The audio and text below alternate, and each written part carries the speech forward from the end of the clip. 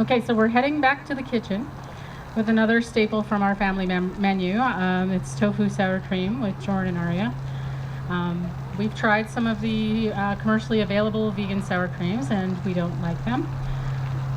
This was a recipe that we saw, I would say, like really early on. You know, I mean, back in the olden days of veganism, 20 years ago, 21 years ago, even longer probably, we started exploring some of the recipes. A lot of people were just doing creative things in their kitchen because there weren't a lot of substitutes available. So we're gonna make the high-fat version of this because that's what I make, but you can actually leave the oil out completely. It's just not as creamy, but it still is high in protein. It's got your calcium, you know, all that kind of stuff in it. It's easy to make, it's fast, and it's economical, and everybody seems to like it. When we're done, you could actually add onion powder, garlic powder. I'm not going to measure it. You can make a dip out of it. It can be used as a base for like sour cream rhubarb pie. So you use it in place of, well, dairy sour cream. So you just dump you get a medium tofu. You drain it. It's 454 grams. Aria, can you hold this? And then you take oil.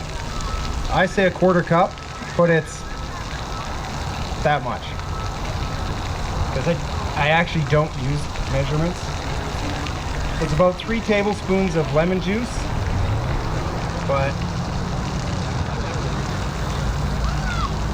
that's got to be about right. You can't really get it wrong. If you add too little, you'll notice it doesn't have enough flavor. It's not as full on the palate. So then you can just go back and add more. The lemon juice adds a more acidic actually flavor than the vinegar, which is kind of interesting. But you have to use both, or it does not make the flavor you're going to want. It's about 3 tablespoons of vinegar. You can use white vinegar as well. We choose apple cider vinegar because it's got a better profile to the both flavor and nutrients.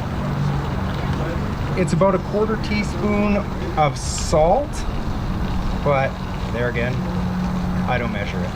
It's pretty close to half a teaspoon almost, actually.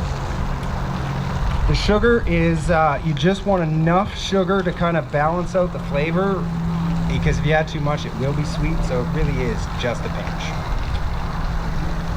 And then you just blend it up.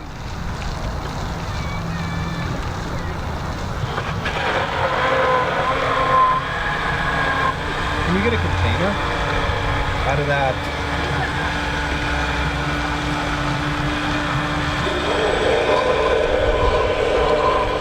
Doesn't take long to blend, really. And there again, you can use any blender you want. It stores for, I don't know, a week probably. And if you pour it out, you'll notice it's thick. It's not too runny.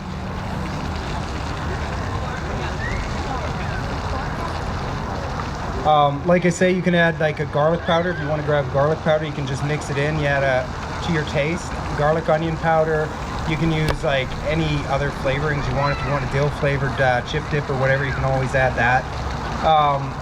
Other than the oil, and we do use, you want a neutral oil, we use sunflower oil, but you can use grapeseed oil or whatever. I wouldn't use olive oil because it adds such a strong, acrid flavor to it. But it's actually got a pretty good nutritional profile to it. It can be added to enchiladas, used on nachos, whatever you would normally use a sour cream on. And then you just make a dip. You just dump. And then that's about it. Thank you.